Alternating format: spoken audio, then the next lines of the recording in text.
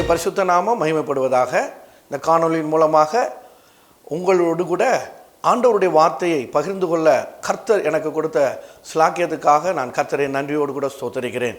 நான் ஒரு மருத்துவத்துறையில் ஆண்டவருடைய நாமத்தின் கிருபையினால 30 ஆண்டுகள் நான் இந்த மருத்துவ சேவை செய்து கொண்டிருக்கிறேன். சென்னையில் தாம்பரம் பகுதியில் சேலையூர் என்ற இடத்திலும், பள்ளிக்கரணை என்ற இடத்திலும், மேடவாக்கம் மப்பேடு என்ற இடத்திலும் ஹாஸ்பிட்டல் கிளினிக் வைத்திருக்கிறேன். நானும் என்னுடைய மனைவியும் சேர்ந்து மருத்துவத்துறையிலே நாங்கள் சேவை செய்கிறோம். கர்த்தர் எங்களுடைய வாழ்க்கையில் எத்தனையோ அற்புதங்களை செய்திருக்கிறார். கடந்த 4 மாதமாக கூட எத்தனையோ ஆபத்தான சூழ்நிலைகளில் எவ்வளோ பேஷண்ட்ஸ் வந்திருக்கிறாங்க. ஆனால் ஆண்டவருடைய கரம் எங்களை பாதுகாத்து அவர்களையும் பாதுகாத்து வந்திருக்கிறது.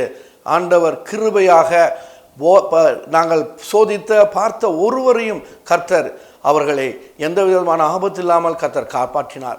அவர் நல்லவர். He is a God of mighty. அவர் அற்புதங்களின் தேவனாக இருக்கிறார்.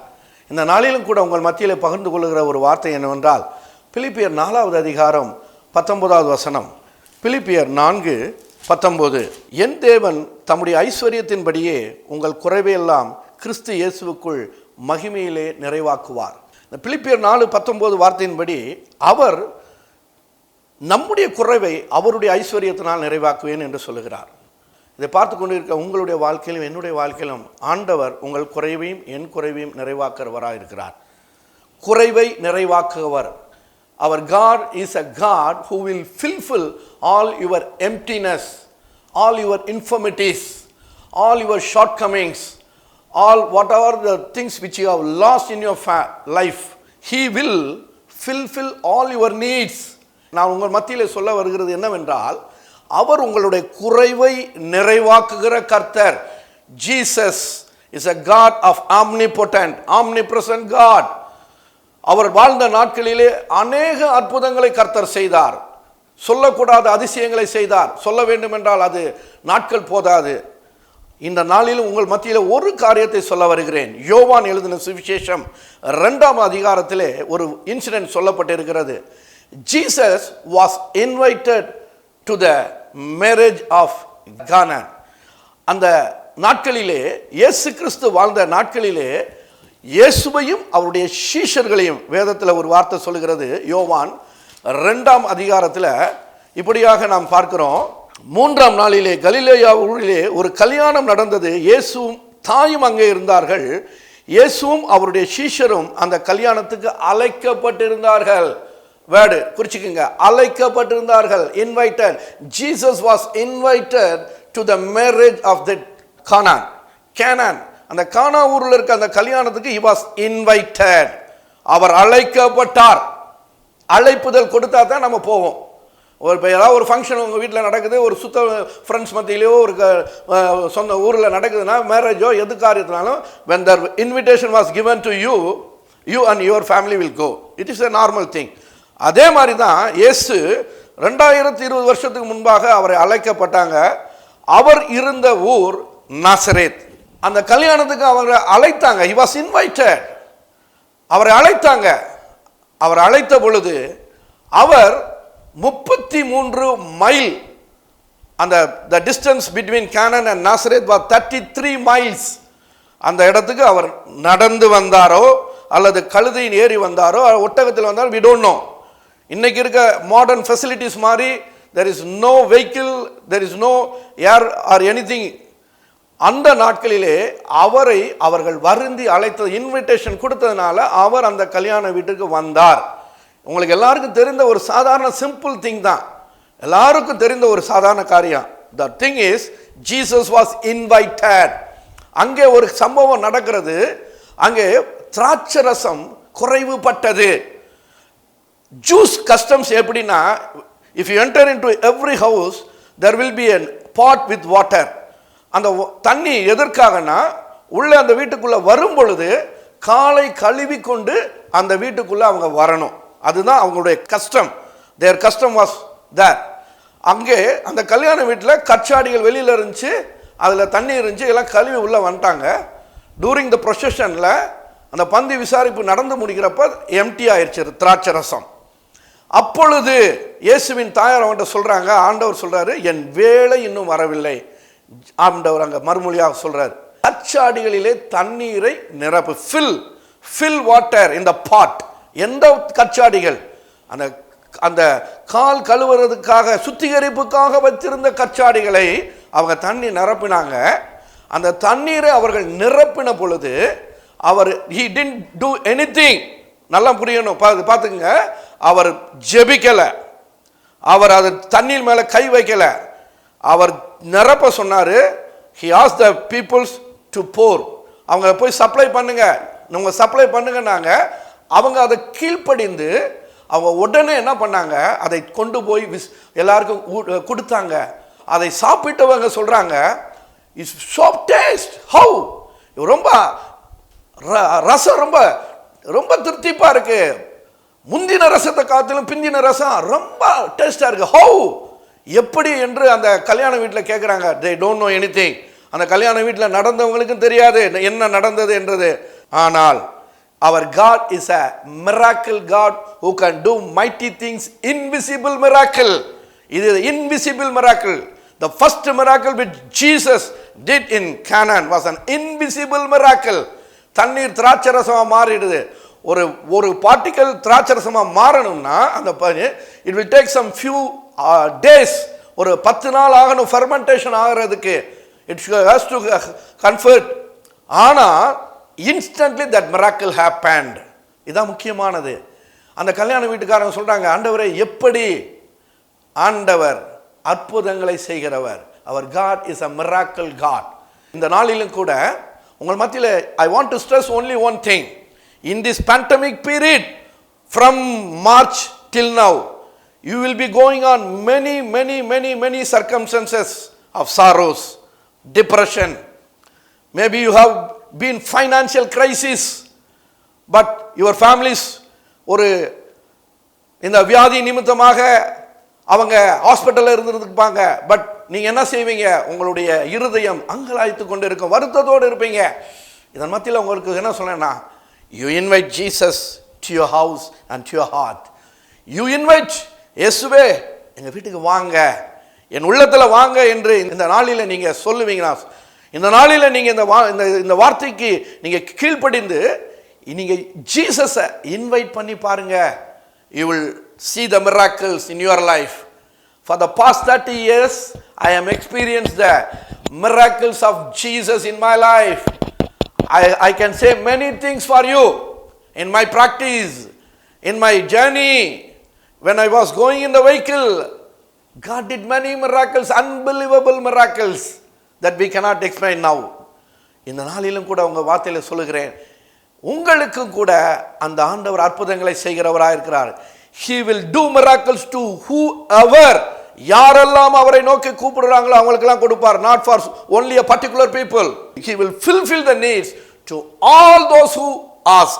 ஆண்டவர் சொல்றாரு, அவரை கூப்பிடுகிறவர்களுக்கு அவர் பதில் கொடுக்கிறவராய் இருக்கிறார். அவரை கூப்பிடுகிறார். கானானிய ஸ்திரீ கூப்பிட்டாங்க, ஆண்டவர் சொன்னாரு, உனக்கு எனக்கு சம்பந்தம் இல்லைன்னாங்க. ஆனாலும் அந்த தாயினுடைய அந்த பெண்ணுடைய அந்த பெட்டிஷனை கர்த்தர் கேட்டு அற்புதம் செய்தார். இயேசு வாழ்ந்த நாட்களிலே அவர் ஒரு ஊருக்கு அடிக்கடி, பெத்தானியா ஊருக்கு அடிக்கடி செல்வார்.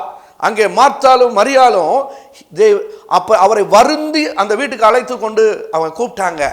அந்த இடத்துல நடந்த ஒரு உண்மை சம்பவம் என்னவென்றால், அங்கே ஒரு பெரிய ஒரு கிரைசிஸ் நடக்குது. அவங்களுடைய சகோதரர் லாசரு மரித்து போயிறாரு. But Jesus was not there. நல்லா புரிஞ்சுக்கங்க, அவர் வேற இடத்துல இருந்தாரு. அங்க போய் அவர்கிட்ட சொல்றாங்க, 2 நாள் கழித்து தான் வராரு. அவர் உடனே வந்திருக்கலாம். But he is an omnipotent God, an omnipresent God, and miracle God. He knows what to do, when to do. Why? Because he has to ask the permission from the heavenly Father. அவரிடத்துல தான் hour permission கேட்டிருக்காரு. அவருடைய சித்தத்தின்படி செய்தார். வந்தாரு. லாசருவை அவரை மரித்து அவரை சுத்தி வைத்திருந்தாங்க கல்லறையில். அவர் ஒரே ஒரு வேர்டு சொன்னார், லாசருவே வெளியே வா. ஒரே வார்த்தை. he came from the death. After 4 days from the death condition, Lazarus came and arose. அவன் வெளியே வந்தான். அற்புதம் செய்கிற கர்த்தர் இந்த காலை வேளையில் இந்த நாளிலும் இந்த காணொளியை பார்க்கிற உங்களுடைய வாழ்க்கையிலும் நீங்கள் மரித்திருக்கிறீங்களா பாவத்தில்? You are under any bondage of sin, are you are any bondages of sickness or poverty, are you are unable to come out from that situation? You may be undergoing depression. How many people are nowadays because of depression? They are losing their life. அவங்க தற்கொலைக்கு போறாங்க. Why? What is the reason? They have everything, but there is an emptiness in the heart that can be filled by only Jesus. அவர் ஒளிச்சத்தின் தேவன், ஒளியின் தேவனாய் இருக்கிறார். பிரியமானவர்களே, ஆண்டவருடைய நாட்களிலே இன்னும் அழகு காரியங்களை செய்தார். ஒரு வசனத்தை உங்கள் மத்தியிலே சொல்ல விரும்புகிறேன். மார்க்கு எழுதின சுவிசேஷம் 6வது அதிகாரத்திலே 34 முதல் 44 வரை ஒரு சம்பவத்தை ஆண்டவர் செய்கிறார். அவர் வாழ்ந்த நாட்களிலே அவரை தேடி சப்பானிகள், குருடர்கள், வியாதியஸ்தர்கள் தேடி வந்த பொழுது அவரை சுகமாக்கினார், அவர்களை அவர் சொஸ்தமாக்கினார். பின்பு அவர் மலையில் ஏறின பொழுது ஜனங்கள் அவரை தேடி போனார்கள், அவர்களை தேடி போனார்கள். அப்பொழுது ஜனங்கள் மேல் அவர் மனதுருகினார். வேதம் சொல்லுகிறது, அந்த ஜனங்களை பார்த்து மேய்ப்பல் இல்லாத ஆடுகளை போல இருக்கிறாங்களே என்று மனதுருகினார். God is a God of compassion. மனதுருக்கமுள்ள தேவன்.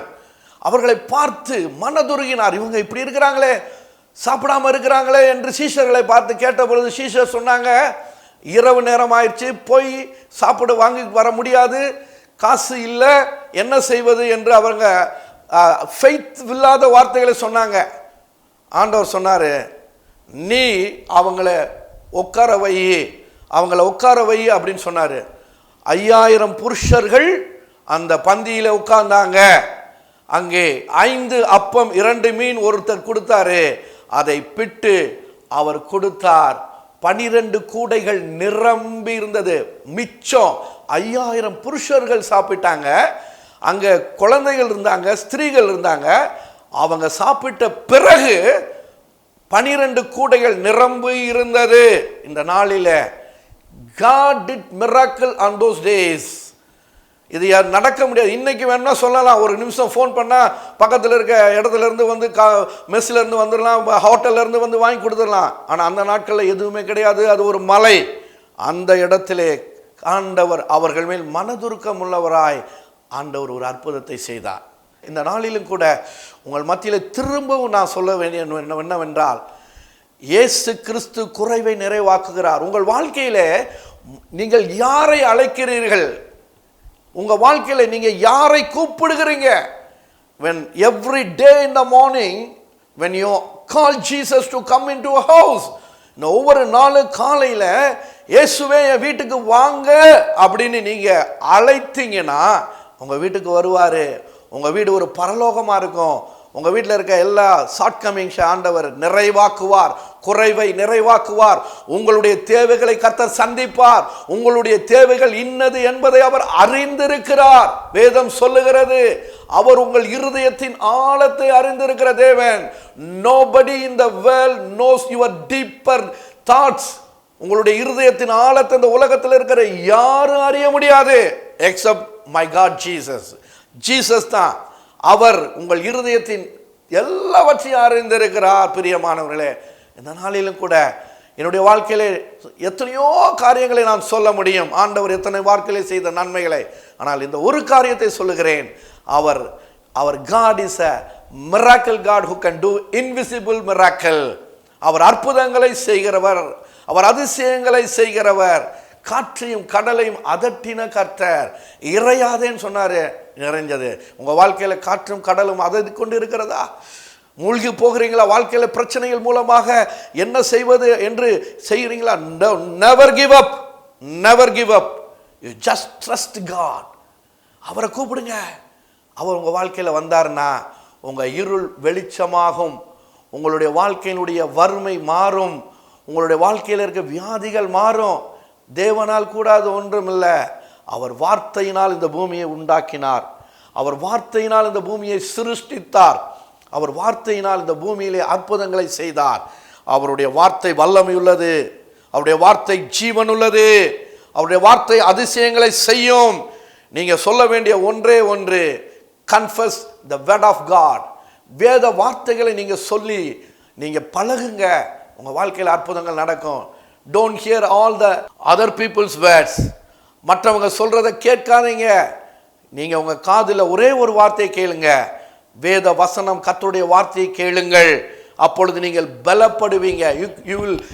you will get strength in your inner man. அதாவது ஒரு டாக்டரா இருக்கு நான் சொல்றேன், நல்ல ஆகாரம் சாப்பிட்டா தான் நீங்க என்ன பண்ண முடியும், நல்ல ஸ்ட்ரென்த்தா இருக்க முடியும். 3 வேளையும் சோறு சோறு சோறு சாப்பிட்டீங்கன்னா nothing will you cannot get anything. உங்களுக்கு இம்யூனிட்டி கூடாது. நீங்க ஃப்ரூட் சாப்பிடணும், நல்ல புரோட்டீன் டயட் சாப்பிடணும், பல்சஸ் சாப்பிடணும், ஸ்வீட்ஸ் அதிகமாக சாப்பிடக்கூடாது. நல்ல ரிச் விட்டமின் ஃபுட்டு நீங்கள் சாப்பிட்டீங்கன்னா உங்கள் பாடி வில் கெட் ஸ்ட்ரென்த். அதே போல உங்கள் inner man soul will become strength only when you read, meditate and pray. நீங்கள் ஜெபிக்கணும், நீங்கள் ஆண்டவருடைய வார்த்தையை படிக்கணும், நீங்கள் ஆண்டவருடைய சமூகத்தில் நீங்கள் அவரோடு கூட பேசி பழகணும். நீங்கள் அவரோடு பேசி பழகி பாருங்க. நீங்கள் இந்த உலகத்தில் உங்களுக்கு எல்லாமே ஒன்றுமே தெரியாது. இந்த நாளிலும் கூட இந்த வார்த்தையை கேட்டுக்கொண்டிருக்கிற உங்களை நான் சொல்லுகிறது என்னவென்றால், the whole world is with fear. The whole world is trying to get unity. இந்த உலகத்தில் சமாதானம் சொல்றாங்க. இந்த உலகத்தில் இருக்க எல்லா பிரசிடென்ட்ஸ் எல்லாரும் ஒற்றுமையாக இருக்கணும்னு நினைக்கிறாங்க. But they are unable to get united. Why? Because of so many diversion. அதனால தான் இன்னைக்கு உலகத்தில் இவ்வளவு சீற்றங்கள், இழப்புகள், இவ்வளவு லாசஸ் இருக்கு. இன்னைக்கு பாருங்க, இன்னைக்கு இந்த நாளில் ஆண்டவர் சொல்லுகிற இந்த வார்த்தை, அவர் உங்களை நிறைவாக்குகிறவர், குறைவை நிறைவாக்குகிறவர். என் தேவன் தம்முடைய ஐஸ்வர்யத்தை படியே உங்கள் குறைவை அவர் நிறைவாக்குவார்.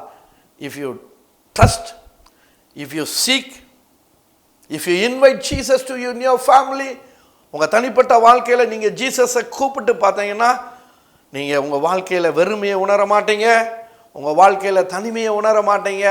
Because he will come with you. அவர் உங்களோடு கூட வருவார். வேதம் சொல்லுகிறது, கடைசி பரியந்தம் நான் உங்களோடு இருப்பேன்னு சொன்னார். உலகத்தின் சகல நாட்களிலும் நான் உங்களோடு இருப்பேன் என்று சொன்னவர் இந்த நாளிலும் உங்களோடு கூட அவர் இருக்கிறார். If you call him, he will come. அவர் சொல்றாரு, உங்க வாசற்படியிலிருந்து தட்டுறேன், நீங்க சத்தத்தை கேட்டு திறந்தீங்கன்னா he will come inside.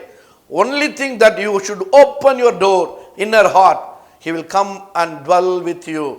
இந்த நாளில கர்த்தர் உங்களை ஆசீர்வதிப்பார். நான் உங்களுக்காக ஜெபிக்கிறேன். எந்த சூழ்நிலையில் இப்பொழுது நீங்கள் இருந்தாலும் உங்களுடைய சூழ்நிலைகளை நீங்க அப்படியே தூக்கி வச்சிருங்க. சூழ்நிலைகளை காட்டிலும் ஆண்டவர் பெரியவர். He is the God who is going to do miracle, is a mighty God. நீங்க அவர் மேல் உங்க ட்ரஸ்ட் பண்ணுங்க, அவரை கூப்பிடுங்க.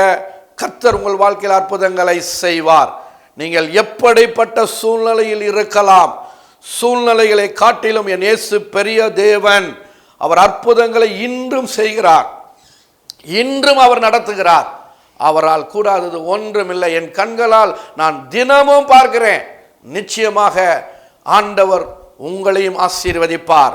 என் அன்பு தகப்பனே, இந்த காணொளியை பார்க்கிற ஒவ்வொருவருக்காக நான் ஜெபிக்கிறேன். ஆண்டவரே, இந்த நாளிலும் உங்க வல்லமையுள்ள கரம் அவர்களை தொட்டு ஆசீர்வதிக்கும்படியாக நான் ஜெபிக்கிறேன். ஆண்டவரே, உம்மை கூப்பிடுகிற ஒவ்வொரு குடும்பத்திலும் நீர் கடந்து வந்து அந்த குடும்பத்தின் தேவைகள், அவளுடைய வாழ்க்கையில என்ன சூழ்நிலையில் இருக்கிறார்கள் என்பதை நான் அறியேன். ஆனால் நீங்க அறிவீங்க. இந்த நாளிலும் என் தேவன் தாமே இதை பார்க்கிறவர்களுடைய வாழ்க்கையிலே இருள் நீங்கட்டும், வெளிச்சம் வரட்டும். வியாதிகள் இருந்தால் இயேசுவின் நாமத்திலே அது மறைந்து போவதாக. You are a healer. அவர்களை சுகமாக்கும்படியாக ஜெபிக்கிறேன். Even when they go to the அவர்கள் வாதையின் சூழ்நிலையிலே போய் கொண்டிருக்கலாம், அவர்கள் பிரச்சனையோடு கூட கடந்து போய் கொண்டிருக்கலாம். அவருடைய வாழ்க்கையில ஒரு எம்ப்டினஸ் உணரலாம். Next level what can I do அப்படின்னு நினைக்கலாம். ஆனா அந்த கல்யாண வீட்டில் அற்புதத்தை செய்த என் ஆண்டவர் இந்த காணொளியை பார்க்க ஒவ்வொருடைய வாழ்க்கையிலும் do miracle Lord and your name should be glorified. உங்க நாமத்தை உயர்த்தி கர்த்தர் அற்புதத்தை செய்து ஒவ்வொருவரையும் நீர் ஆசீர்வதிக்கும்படியாக ஜெபிக்கிறேன். கர்த்தருடைய நாமம் மகிமைப்படுவதாக. God bless you.